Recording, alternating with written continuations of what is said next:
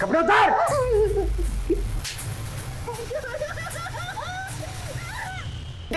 वैष्णवी, वैष्णवी, देख मैं तुझे मैं तुझसे शादी करना चाहता हूँ। मेरी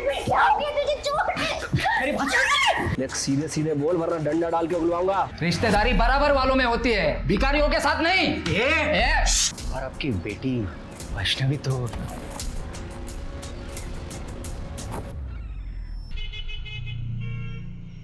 देखिए सर, ये सब क्लियर है सर। मैं ऑलरेडी स्टडी कर चुका हूँ मनोज जी। ये जो टैक्स बचाने के चक्कर में आपने अनऑथराइज्ड क्लेम्स और इलीगल ट्रांजैक्शन किए ना, ये सरकार की नज़र में बहुत बड़ा क्राइम है। आप जानते हैं इसकी सज़ा 10 साल तक की जेल और 20 लाख रुपए जुर्माना है।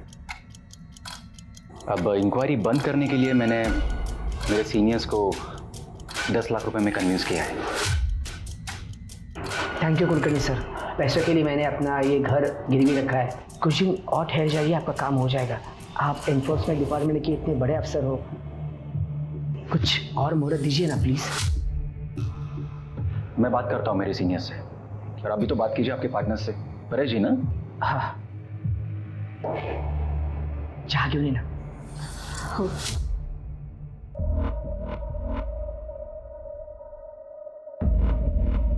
मनोज जी, आपकी बेटी वैष्णवी कहाँ है? वो दिखाई नहीं दे रही। बहुत खूबसूरत है वो अपने दोस्त के घर पर गई है, कल आ जाएगी। सॉरी टू से मनोज जी, पर आपको बिजनेस करना नहीं आता।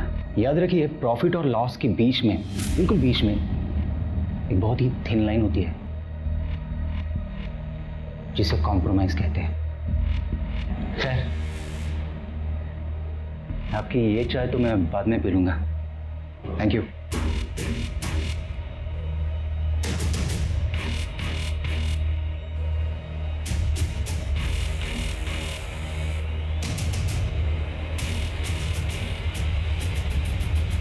पता नहीं परेश फोन क्यों नहीं उठा रहे। नमस्कार, मैं सोनाली कुलकर्णी आपका स्वागत करती हूँ क्राइम पेट्रोल सतर्क के इस नए अध्याय में। किसी ने सच ही कहा है, किसी भी देश की तरक्की, अस्मिता उस देश में रहने वाली नारी की स्थिति से नापी जाती है। आज हम एक ऐसा rarest of the rare case लाए हैं जो रिश्ते और विश्वास की परिभाषा के बिल्कुल विरुद्ध है। एक ऐसा घिनौना सच जिसकी हम कल्पना भी नहीं कर सकते। सिंधुदुर्ग के सावंत नगर में वैष्णवी गायकर रहती थी। उसके सपने बड़े और उम्मीदों से भरे थे। आखिर क्या हुआ था उस मासूम लड़की के साथ जिसके लिए उसे मौत से भी बदतर सजा दी जा रही थी?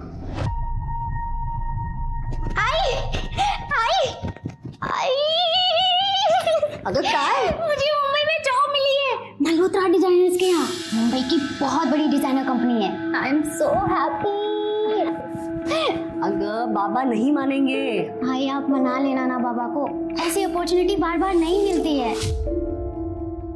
तू जानती है ना बाबा को। आप रुको, बाबा को आने दो, मैं मनाती हूँ। लगता है बाबा आ गए।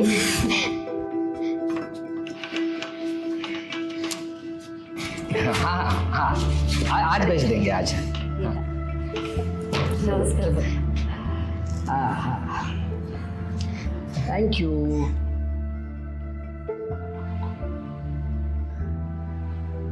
बाबा मुझे मुंबई में जॉब मिली है, हफ्ते भर में निकलना होगा। ये तो बड़ी अच्छी बात। कोई अच्छी बात नहीं है, मना कर दे उनको।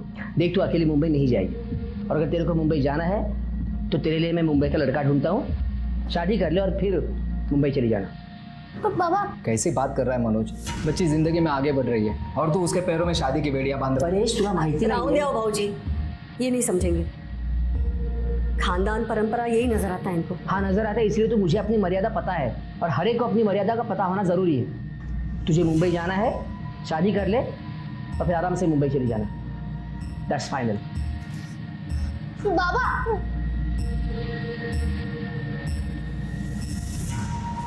तुम्हें कल ही मेरे बाबा से शादी की बात करने के लिए आना होगा। कल? इतना जल्दी?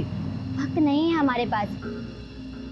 बाबा मेरी शादी कहीं और तय कर दें, इससे बेहतर है तुम ही आ जाओ शादी की बात करने। अरे वैष्णवी, मुझे कोई प्रॉब्लम है ही नहीं, बस सिर्फ दादा को मनाना पड़ेगा। तुम मेरे लिए इतना नहीं कर सकते? ये भी कोई पूछने की बात है? तुम्हारे लिए तो अपनी जान भी हाजिर है।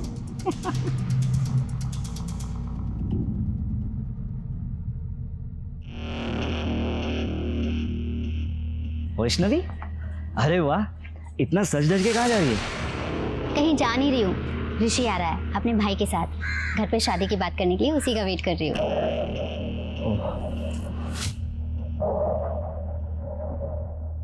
यार विपिन, हम दोनों ना दोस्त हैं, एक ही कॉलोनी में रहते हैं। ये प्यार व्यार के चक्कर में ना हमारी दोस्ती मत खराब कर। हाँ हाँ, ज़्यादा लेक्चर मत दे। All the best.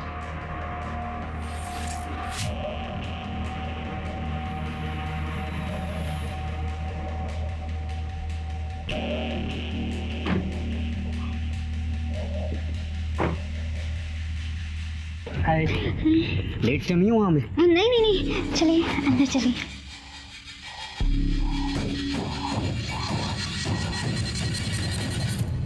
मनोज बाबू, परेश बाबू, पहले हमारे बीच जो कुछ भी हुआ उसे भूल जाते हैं। ये दोनों एक दूसरे से बहुत प्यार करते हैं, शादी करना चाहते हैं। वैसे मेरा भाई ग्रेजुएट है, एड एजेंसी में काम करता है, अच्छा खासा कमा लेता है। खुश रखेगा आपके बेटी को। सीधा साधा है मेरा भाई। सीधा साधा? तो तुम्हारा ये सीधा साधा भाई पड़ोस में रहने वाली कॉलगर्ल योगिता के पास क्या कर रहा था? हरीश, क्या बोल रहे तुम? क्या बोल रहे हो काका? दिखाता हूँ। ये कौन है? तू ही है ना? देख ले, तुम्हारा सज्जन भाई। बगा।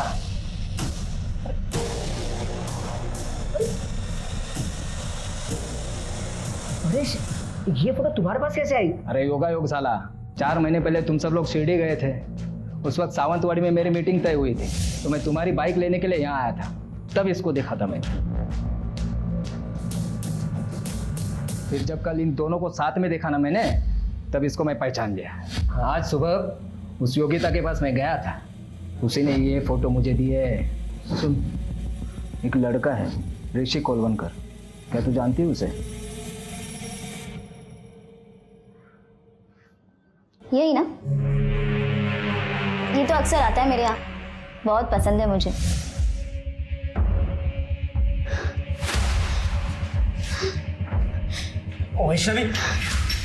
वैष्णवी मेरी बात सुन।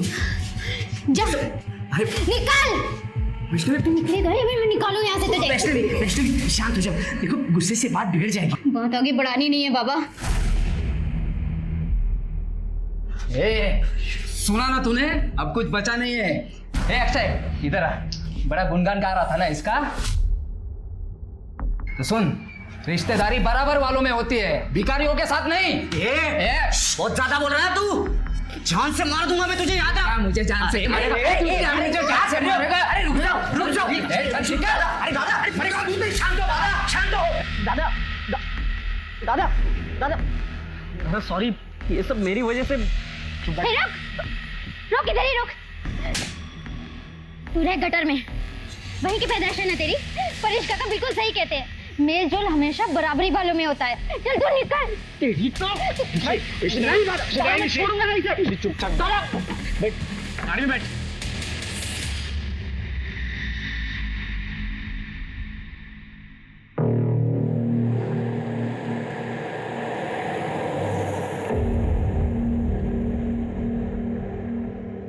मुझे ना बड़ा मजा आ रहा है तुझे ऐसे देखने में।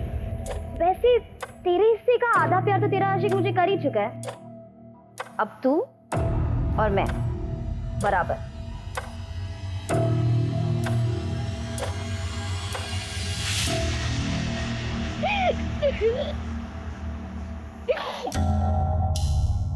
I'm so sorry काका, मेरी वजह से आपको इतना सुनना पड़ा। अरे कुछ नहीं, उसकी बातों को तू दिल पे मत ले, वो कुछ नहीं करने वाला।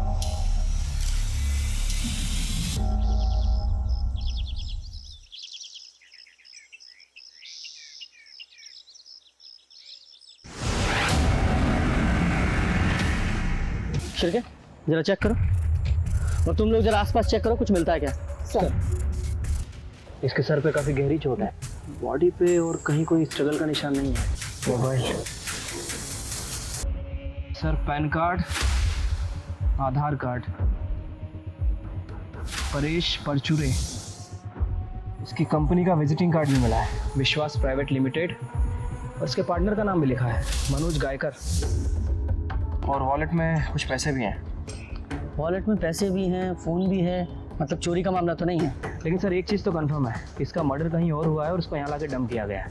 हाँ हो सकता है, क्योंकि ज़मीन पर इतना खून भी नहीं बिखरा है। शिरके, फॉरेंसिक को बुलाओ और उसकी फैमिली को इन्फॉर्म करो। ठीक है सर। स्वाति, एम्बुलेंस को फ़ोन करो, बॉडी को पोस्टमार्टम के लिए भेजो। सर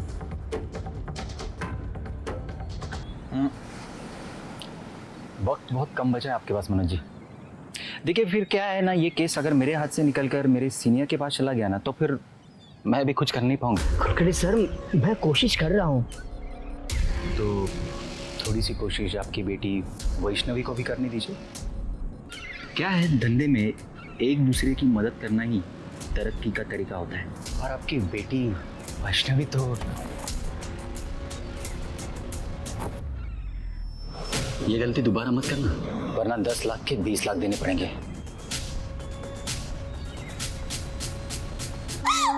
परेश उठा ना। क्या क्या परेश का खून हो गया? अरे देखा कैसे? परेश जी को आप कैसे जानते थे? अरे सर, वो मेरे भाई जैसा था। एक्चुअली हम दोनों की एक छोटी सी कंपनी है। हमारे एरिया के काफ़ी सारे लोग दुबई में रहते हैं। वो वहाँ से पैसे भेजते हैं और हम उन पैसों को इंडियन करेंसी में कन्वर्ट करके उनके घर वालों को देते हैं 2% कमीशन काट कर। हमने सुना है कि आप दोनों पार्टनर्स के बीच में कुछ अनबन चल रही। हाँ, छोटे मोटे प्रॉब्लम्स तो होते ही रहते हैं ना पार्टनर्स के बीच में, और उसकी वजह थी सर। एक्चुअली परेश को सट्टा खेलने की आदत थी और इसकी वजह से अकाउंट से काफ़ी सारे पैसे उसने निकाले थे। बस उसकी वजह से बहुत नुकसान सहना पड़ता था। तो इस वजह से तुमने अपने पार्टनर की जान ले ली? सर, मैंने परेश को नहीं मारा, आप विश्वास कीजिए सर। एक मिनट। हाँ पूजा बेटा, वैष्णवी को जल्दी घर भेज देना। हाँ। क्या? लेकिन उसने तो कहा था वो तेरे घर जा रही है। ठीक है, तो थमा एक मिनट।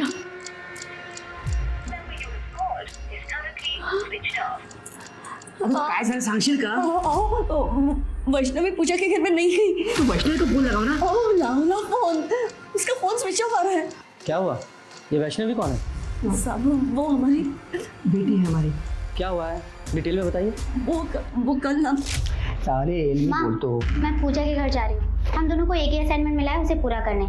अच्छा, वो रात को लेट हो जाएगा तो मैं वहीं रुक जाऊंगी और सुबह 11 बजे तक वापस आ जाऊंगी। बाबा से पूछ। बाबा जाऊँ? ठीक है, अपना स्कूटर लेके जाना। पर वो तो खराब पड़ा है। मैं रिक्शा से चली जाती हूँ, 50 मिनट की दूरी पर ही है उसका घर, मानिक नगर में। ठीक है, संभाल के जाना पड़ा। ठीक है, होगा। सर, अब पूजा कह रही है कि वैष्णवी उसके घर पर गई नहीं। तो वैष्णवी किसी और फ्रेंड के घर पे चली गई होगी। नहीं सर, ये पक्का उसी का काम है। किसका? ऋषिकेश कोलवणकर। वो कौन है? वो वैष्णवी से शादी करने के लिए आया था, लेकिन परेश को उसके चाल चलन के बारे में पता चल गया था और ये सुनकर वैष्णवी से उसे रिश्ता तोड़ा था और शादी भी तोड़ी थी। तब तो वो चला गया था घर से, लेकिन 2 दिन के बाद तू याद रख, अगर तू मेरी नहीं हुई ना तो मैं तुझे किसी और की भी नहीं होने दूंगा। तुझे भी मार डालूंगा, खुद भी मर जाऊंगा, समझे? उसे जल्दी से पकड़िए सर, कहीं वो मेरी बेटी के साथ कुछ गलत ना कर बैठे सर। आप शांत हो जाइए, टेंशन मत लीजिए। ये वैष्णवी का फोन नंबर और उसका फोटोग्राफ दीजिए। चलिए। दे सर। सर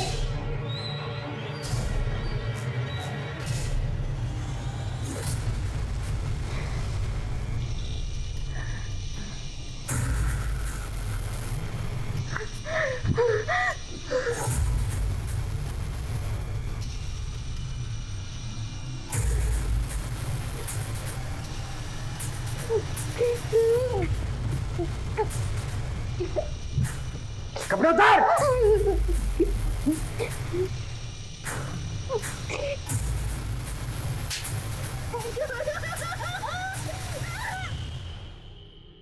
शिरके, इनकी कंपनी के अकाउंट्स, सारे बिजनेस रिकॉर्ड, सारे फोन्स, उनकी लोकेशन सब चेक करो। देखो, बिजनेस में कोई किसी का सगा नहीं होता, सब एक दूसरे से फायदे के लिए मतलब रखते हैं। इन दोनों की पूरी करनी चाहिए मुझे। ठीक है सर। वैसे इस वैष्णवी के केस का क्या करना है? आप कहें तो उस ऋषि को उठा लूँ? हाँ उठाओ, लेकिन मुझे लगता है कि ये दोनों मियाँ बीवी झूठ बोल रहे हैं। झूठ बोल रहा है? एक तरफ तो कह रहे हैं कि इनकी बेटी वैष्णवी अपनी किसी पूजा नाम की फ्रेंड के साथ असाइनमेंट करने के लिए गई थी, और दूसरी तरफ ये भी बोल रहे हैं कि उसे ऋषि ने गायब किया है। अब ये बताओ, इनकी बेटी वैष्णवी खुद घर पे बोल के गई थी वो अपनी किसी फ्रेंड के साथ सारी रात रुकने के लिए जा रही है। क्यों? इसका एक ही मतलब निकलता है कि वो अपनी मर्जी से ऋषि के साथ भागी है। हो सकता है सर।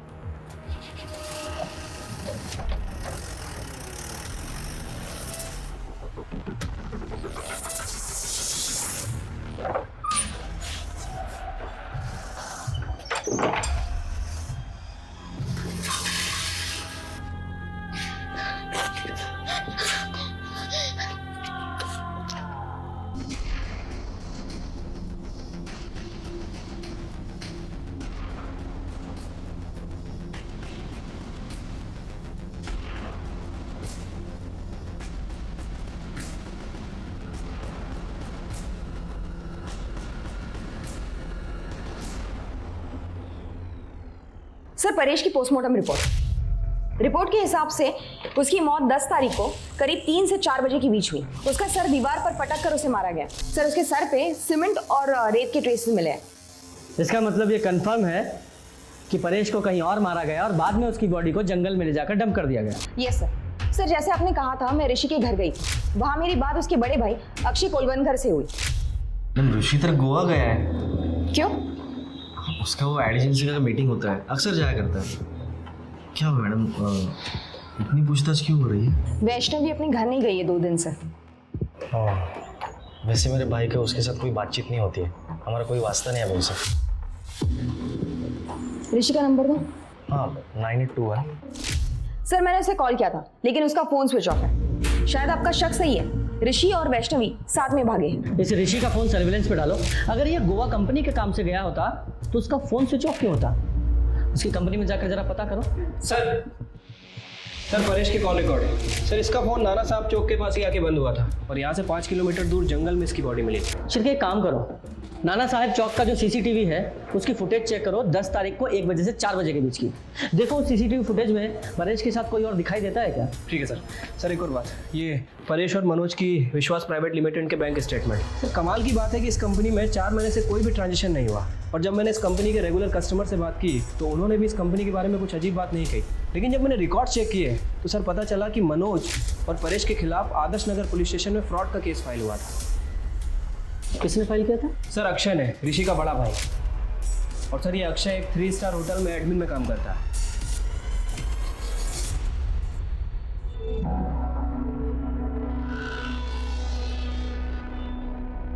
अब क्या हुआ सर? परेश परचूरे को जानते हो? उन्हें कैसे भूल सकता हूँ सर? परेश भाव और मनोज भाव, उन्होंने 1 साल पहले मेरे 3 लाख रुपए डुबाए। कैसे? सर, मैं पहले दुबई में काम किया करता था, तब मैं विश्वास प्राइवेट कंपनी के थ्रू घर पे पैसे भेज दिया करता था। तब वो 2% कमीशन लिया करते थे सर। फिर मेरी कॉन्ट्रैक्ट खत्म हुई, मैं घर पे वापस आया, फिर मैंने कैलकुलेशन की सर, उन्होंने 3% से कमीशन लिया था। 3 साल 1% ज़्यादा, मतलब थोड़ा थोड़ा अमाउंट करके 3 लाख रुपए हो गए थे सर। मैं उनसे बात करने के लिए उनके घर पे चला गया। तेरा कोई पैसा नहीं है हमारे पास। देखो परेश भाऊ, मुझे पैसों की जरूरत है, मुझे मेरा पैसा दे दो प्लीज। कौन सा पैसा? तेरी जॉब जाने का फ्रस्ट्रेशन यहाँ आके मत निकाल। चल चल निकल यहाँ से। परेश भाऊ देखो, हाथ में रहो आप, गुस्सा मुझे भी आता है। क्या कर लेगा तू? अरे क्या कर लेगा? अली का कुत्ता है, कुत्ता। परेश मत कर रहा है। चल यहाँ से। चल परेश भाऊ, बात को चल। सर, तब मैंने आदर्श नगर पुलिस स्टेशन में कंप्लेंट भी लिखवाई थी, लेकिन उसका आगे कुछ हुआ नहीं। ये मनोज और परेश ने तेरे पैसे डुबाए तो तूने परेश को रास्ते से हटा दिया? नहीं सर, वो तो 1 साल पहले की बात है। मेरी अच्छी खासी जॉब चल रही है सर यहाँ पे। एक बात बता, तुम लोगों में इतनी कहाँ सुनी हुई है, फिर भी तू वो मनोज की बेटी वैष्णवी का हाथ मांगने गया तेरे भाई के लिए? सर, मैं जितनी नफरत उनसे करता हूँ ना, उससे कई ज़्यादा प्यार मेरे भाई से करता हूँ सर। उसकी खुशी के लिए मैंने मेरा मन बदल लिया सर, लेकिन उन लोगों का नहीं बदला। रिश्तेदारी बराबर वालों में होती है, भिखारियों के साथ नहीं। बहुत ज्यादा बोल रहा है तू, मैं जान से मार दूंगा। देखो, मतलब तेरे भाई के पास भी मर्डर करने का मोटिव है? सर नहीं सर, वो तो उसने उस दिन गुस्से में बोल दिया था, वो ऐसा नहीं कर सकता, वो तो बहुत सीधा साधा है। ये तेरा सीधा साधा भाई लड़की को लेके भागा है, मालूम है ना तुझे? नहीं सर, ऐसा नहीं हो सकता, वो गोवा गया, मैंने मैडम को बताया ना। गोवा गया तो फोन क्यों बंद है उसका? पता नहीं सर, शायद कोई नेटवर्क की प्रॉब्लम हो सकती है ना सर। उससे कोई कांटेक्ट होती है ना तो मैं खुद आपको कांटेक्ट करता हूँ, मैं सबसे पहले आपको बोलूँगा। भूलना मत, समझा?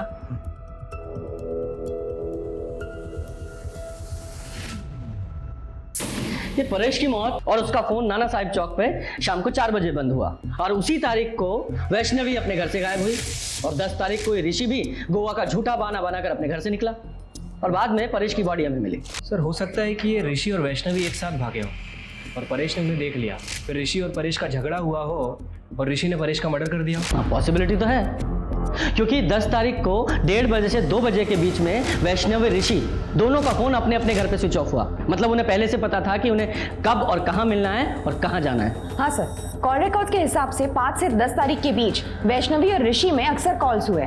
इसका मतलब है दोनों में सुलह हो चुकी थी। शिरके एक काम करो, ऋषि और वैष्णवी के फोटोग्राफ्स आसपास के सभी पुलिस स्टेशन में सर्कुलेट करो। बोलो जहां भी दिखे तुरंत अरेस्ट करें। ठीक है सर।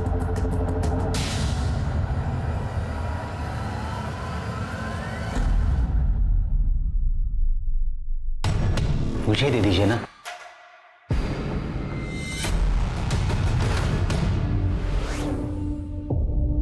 वाह, खूबसूरती की तारीफ ना हो ना तो तौहीन हो जाती है। सुजाता ऊपर जाओ।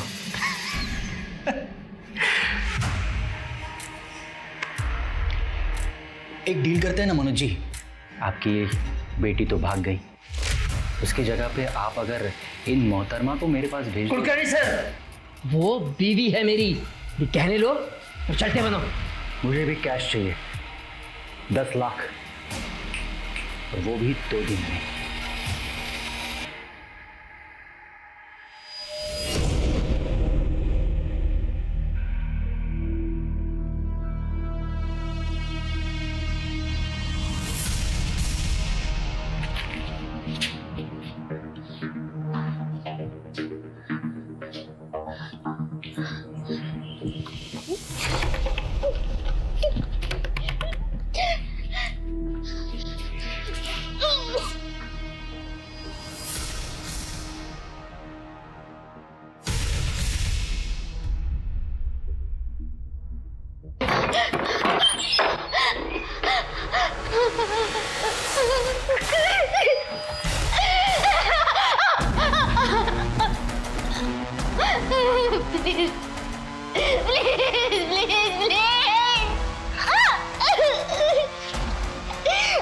तमाम कोशिशों के बाद भी पुलिस परेश के कातिल तक नहीं पहुंच पा रही थी और दूसरी तरफ वैष्णवी पर अत्याचार और शोषण बढ़ता जा रहा था।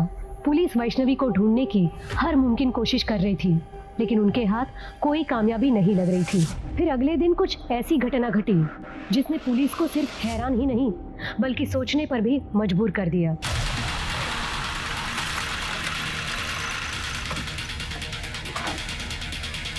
सर मैंने आपको फ़ोन किया था, यहाँ से स्टेशन जाने के लिए शॉर्टकट है, तो मैंने वहाँ पर एक लाश देखी, इसलिए सर आपको फ़ोन किया।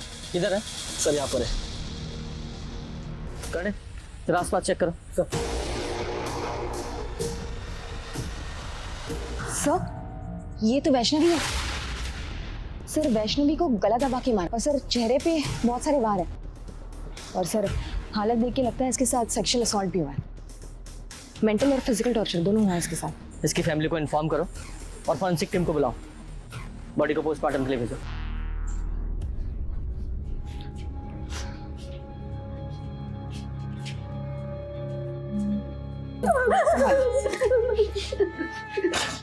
विपिन ने मारा इसको। विपिन ने मारा है। विपिन ने मारा है।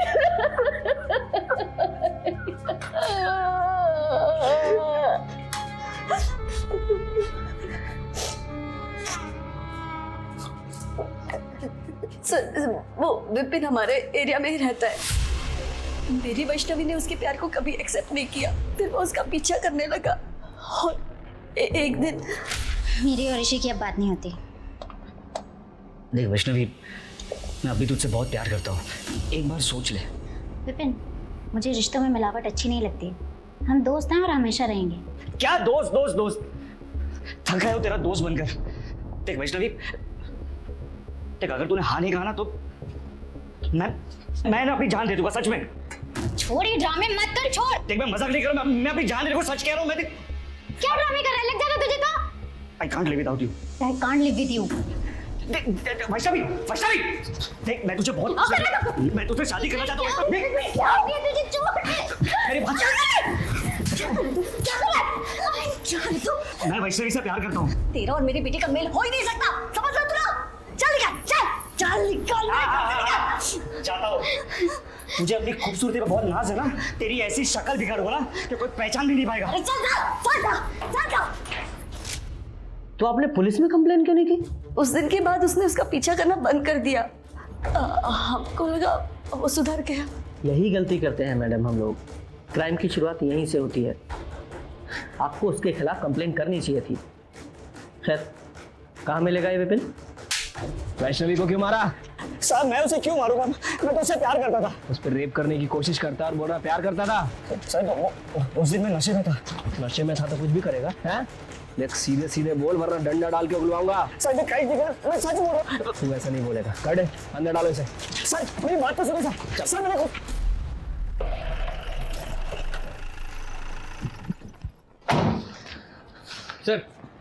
सर हमने विपिन को उठा लिया है। और सर ये वैष्णवी की पीएम रिपोर्ट। सर इसके हिसाब से उसकी मौत 14 तारीख को रात 2 बजे से 3 बजे के बीच में हुई है। गला घोटने की वजह से उसकी मौत हुई है सर। और सर रिपोर्ट में ये भी मेंशन है कि उसके साथ लगातार 4-5 दिन से सेक्सुअल एक्टिविटीज़ हो रही थी और बॉडी पे बहुत सारे मार्क्स मिले हैं। मतलब सर उसे टॉर्चर किया जा रहा था, लेकिन कहीं कोई सीमन सैंपल नहीं मिला है। एकदम जानवर है ये। जिसने भी वैष्णवी को मारा है उसके मन में वैष्णवी के खिलाफ बहुत गुस्सा भरा होगा। Sir Azad Nagar police station record के हिसाब से वैष्णवी और सुजाता ने योगिता नाम की कॉल गर्ल के खिलाफ कंप्लेन लिखवाई थी। क्या कंप्लेन लिखाई थी? सर रेसिडेंशियल एरिया में ये योगिता जिस्म फरोशी का बिजनेस करती थी। 2-3 बार पहले भी ये योगिता वुमेन ट्रैफिकिंग के लिए अरेस्ट हुई है। बुलाओ इस योगिता को। सर वो वैष्णवी और सुजाता ने मेरी झूठी कंप्लेन की थी। मैं कोई धंधा वंदा नहीं करती सर। अच्छा बेवकूफ समझाया मैं। पुलिस बिना वजह किसी को अरेस्ट नहीं करती, समझी? हमें क्यों लेकर चल? हमें चल बैठ।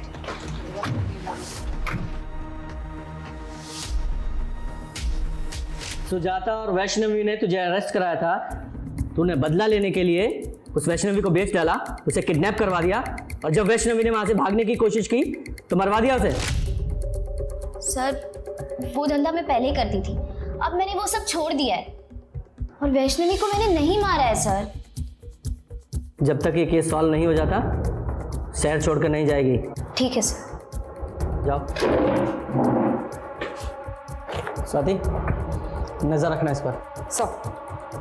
सर हमने इस मनोज पर नजर रखी थी। पता चला है कि मनोज ने अपना घर गिरवी रख के मार्केट से 10 लाख रुपए उठाए। ये मनोज जरूर कुछ ना कुछ हमसे छिपा रहा है। हाँ सर लेकिन एक बात मैंने आपसे छुपाई है। कौन सी? एक्चुअली परेश टैक्स और जीएसटी बचाने के चक्कर में पैसों की बहुत हेरा फेरी करता था। मैंने उसे बहुत बार समझाया पर उसे कभी माना नहीं। फिर एक दिन आप लोगों को क्या लगा ये सब फ्रॉड करके आप सरकार से बच जाओगे?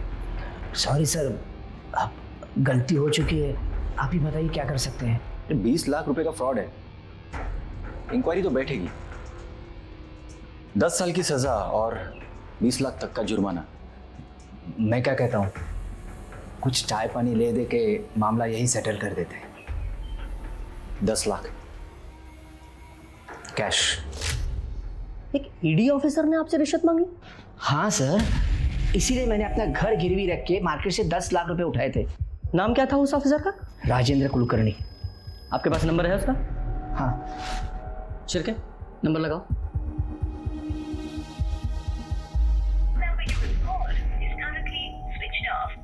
सर इसका फोन बंद आ रहा है।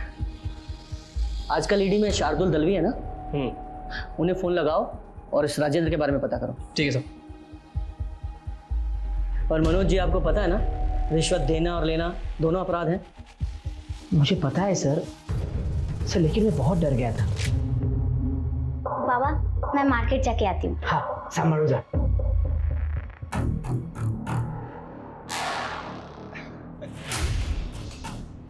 आपकी बेटी मेरा मन बहलाने के लिए कुछ दिन आ जाए तो। कुलकर्णी सर उसकी मेरी बेटी पर ही नहीं मेरी बीवी पर भी बुरी नजर थी सर, इसलिए सोचा कि उसके सारे पैसे उसको देकर मामला खत्म कर दूं बस। मनोज जी ये बात आपको हमें पहले बतानी चाहिए थी, यहाँ तक नौबत नहीं आती। सर दलवी साहब से बात हुई है। उनका कहना है कि ईडी में राजेंद्र कुलकर्णी नाम का कोई भी ऑफिसर नहीं है। क्या? और सर विश्वास प्राइवेट लिमिटेड नाम से कभी भी कोई इंक्वायरी नहीं निकली। सच में? मतलब ये आदमी फेक ईडी ऑफिसर बनकर लोगों को ठग रहा है। चिरके, इस नंबर को ट्रैक करो। इस नंबर की सारी कॉल लोकेशन और कॉल रिकॉर्ड चाहिए मुझे। मनोज जी, आप इस सो कॉल्ड ईडी ऑफिसर को तो अच्छे से जानते ही हैं। चेहरा कई बार देखा आपने। हाँ सर। स्केच बनवाओ। सर।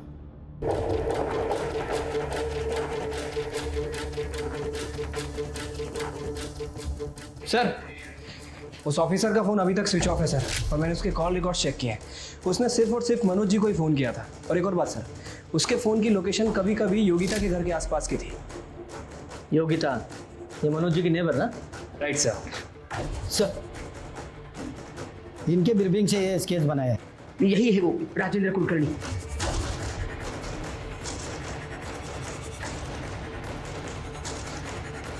देखो डरो मत, बताओ यही था? हाँ सर, ये एक बार आया था। ए योगिता, ये अपना पुराना दोस्त है, इसे मजा आना चाहिए।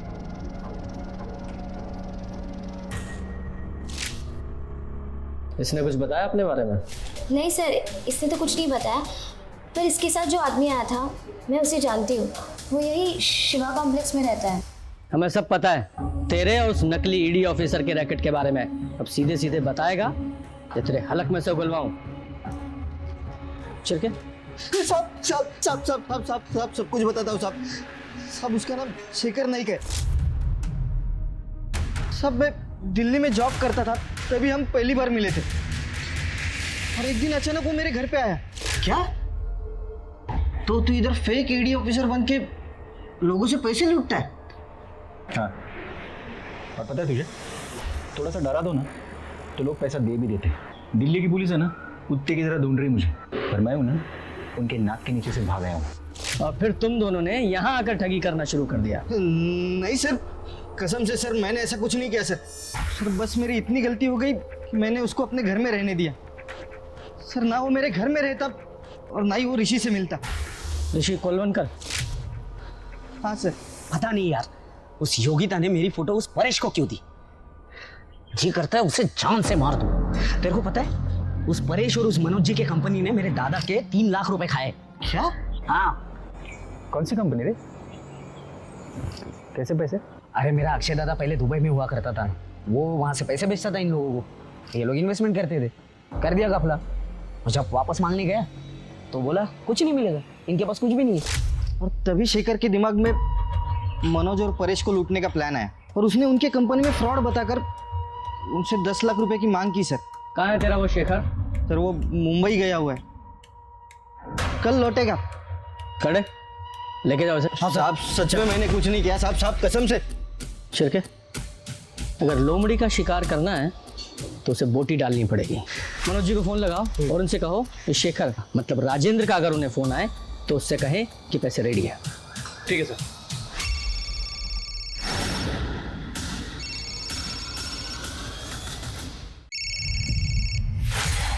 हाँ कुलकर्णी सर। पैसे का बंदोबस्त हो गया? हाँ बंदोबस्त हो गया है, आप आ जाइए पैसा लेने के लिए। नहीं, पैसा तुम लेके आओगे। कल शाम 4 बजे बीच रिजॉर्ट।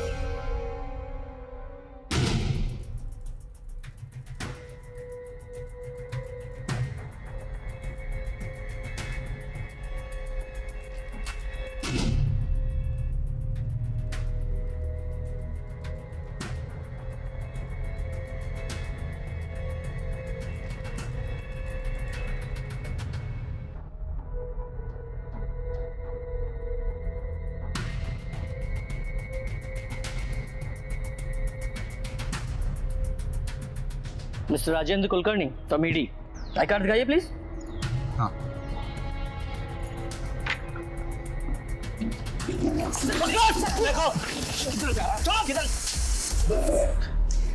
दिल्ली में तुझ पर फ्रॉड के कई केसेस हैं, लेकिन यहाँ पर तुझ पर फ्रॉड के साथ साथ मर्डर और रेप के चार्जेस भी लगेंगे। सर मैंने ना वो परेश को मारा है, ना मैंने वैष्णवी का खून किया है। ये तो इतनी आसानी से नहीं कुछ उगलेगा, हमसे मेहनत करवाएगा। तू ही बता दे, तू तो इसके साथ प्लान में शामिल था ना? सर मैं तो किसी भी प्लान में नहीं था सर। वो वैष्णवी को मैं जानता भी नहीं है सर। वो तो ऋषि के साथ भागने वाली थी सर। भाई मैंने वैष्णवी को मना लिया है। भाई कब है शादी? नहीं ना यार, यही तो प्रॉब्लम है, उसके घर वाले नहीं मान रहे। लेकिन अक्षय दादा ने बोला है कि तुमको भाग के शादी करनी चाहिए, और इसके लिए हम लोग परसों भाग रहे हैं। अक्षय दादा हमारे रहने का वगैरह सब बंदोबस्त कर रहा है। ऋषि की तुमसे कब बात हुई थी? सर वो कुछ, हाँ 8 तारीख को। और 8 तारीख को ऋषि ने तुमसे कहा था कि वो 10 तारीख को वैष्णवी के साथ भागने वाला है। हाँ सर। वैष्णवी के साथ साथ 10 तारीख को वो परेश भी गायब हुआ था।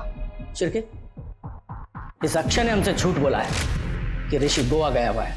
इस अक्षय पर नजर रखो, क्योंकि उसका झूठ सबूत के साथ उसके सामने रखेंगे।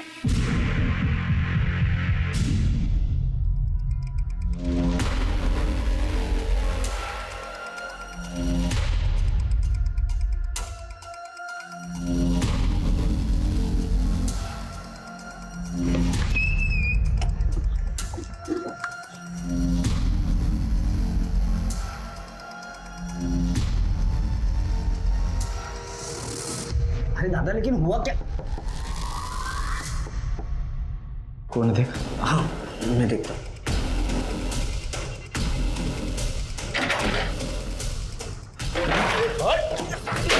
अरे सब पकड़ो। दादा दादा, अरे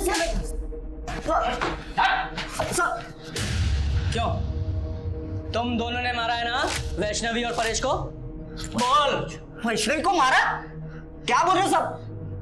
दादा, आपने तो बोला हम लोग दोनों कल मुंबई जा रहे हैं ना, और आपकी उससे बात भी हुई है, वैष्णवी कल यहाँ आ रही है ना। दादा झूठ बोला है तेरे भाई ने तुझसे। 10 तारीख को वैष्णवी तुझसे मिलने के लिए निकली थी, फिर वापस घर नहीं पहुंची, और सीधे 14 तारीख को हमें उसकी लाश मिली। 4 दिन तक उसके साथ ब्रूटली रेप किया गया। और पता है किसने किया? किसने? तेरे सगे भाई ने। और सच बताओ, शुरू से गुस्सा आ गया था मुझे, मेरे पैसे डुबाए, मेरा और मेरे भाई का अपमान किया। अब इसको 8 तारीख को फोन आया उस वैष्णवी का, उसने बोला कि फिर अपनाएगी इसे, तब मैंने प्लान बनाया। ऋषि, तुम यहाँ से सीधा वर्तक नगर के लिए निकलना। मैं वैष्णवी को उसके घर से पिकअप करता हूँ और वर्तक नगर में छोड़ता हूँ। वहाँ से तुम दोनों मुंबई के लिए निकलना, लेकिन ध्यान से अपना फोन स्विच ऑफ कर लेना, दोनों भी, ताकि तुम लोगों तक कोई पहुँच ना पाए। मैं पूजा के घर जा रही हूँ। हम दोनों को एक ही असाइनमेंट मिला है, उसे पूरा करना है।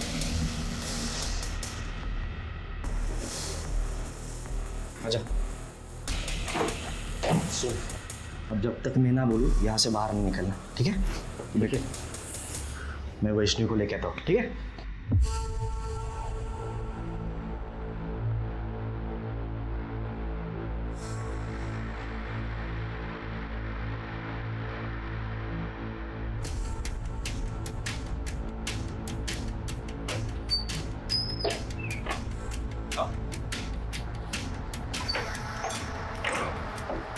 हेलो।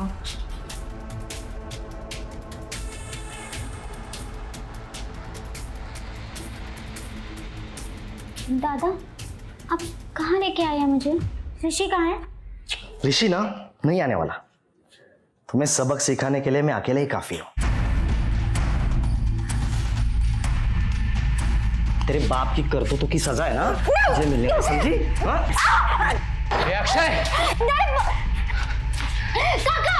क्या चल रहा है तुम लोगों का यहाँ? काका, ये मुझे धोखे से लेके आया है। फिर तो अच्छा हुआ मैं तुम्हारे पीछे आ। क्यों रे, वो चर्बी चढ़ी है क्या तुझे? तो देखना मेरे में कितनी चर्बी है। ऋषि, 10 तारीख को जब वैष्णवी तुझसे मिलने यहाँ नहीं पहुंची, तो फिर तू यहाँ क्यों रुका रहा? गया क्यों नहीं यहाँ से? क्योंकि दादा ने मुझसे कहा कि वो जब घर से भाग रही थी तो उसे घर वालों ने पकड़ लिया, और उसके घर वाले मुझे ढूंढ रहे, तो कुछ दिनों तो मुझे यही छुपे रहना पड़ेगा, और वैष्णवी कुछ दिनों के बाद फिर से भागेगी, इसलिए मैं यहाँ रुका था सर। झूठ बोलाया, तेरे भाई ने झूठ बोला तुझसे। बता, क्यों मारा तूने वैष्णवी को? बता।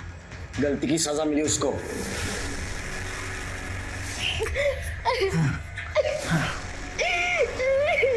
अभी रो क्यों रही है? मजे तो तू भी तो ले रही है। तेरी तो। दादा, तुमने मुझे इतना बड़ा धोखा दिया, मैं तुम्हें कभी माफ नहीं करूंगा। तब मैं कोशिश करूंगा तुझे उम्र कैद नहीं, सीधे फांसी होगी। लेके चलो इसे। अक्षय कोलवणकर को वैष्णवी रेप केस में आईपीसी की धारा 375 और साथ ही साथ वैष्णवी और परेश के मर्डर केस में धारा 302 के तहत फांसी की सजा सुनाई गई। क्रोध अक्सर हमें गलत निर्णय लेने पर मजबूर करता है। क्रोध से अहंकार पैदा होता है और अहंकार हिंसा को बढ़ावा देता है। इसलिए क्रोधित होने से पहले उससे होने वाले परिणामों के बारे में सोचना हमारी जिम्मेदारी है। अब मैं सोनाली कुलकर्णी आपसे विदा लेती हूँ। फिर मिलेंगे एक नए केस के साथ क्राइम पेट्रोल सतर्क जस्टिस रीलोडेड में। तब तक अपना और अपने परिवार का ख्याल रखिए। आप जानते हैं कि हम सब एक मुश्किल दौर से गुजर रहे हैं। कृपया मास्क पहने, सैनिटाइजर का इस्तेमाल करें और सोशल डिस्टेंसिंग ध्यान में रखें। देखते रहिए क्राइम पेट्रोल सतर्क। जय हिंद।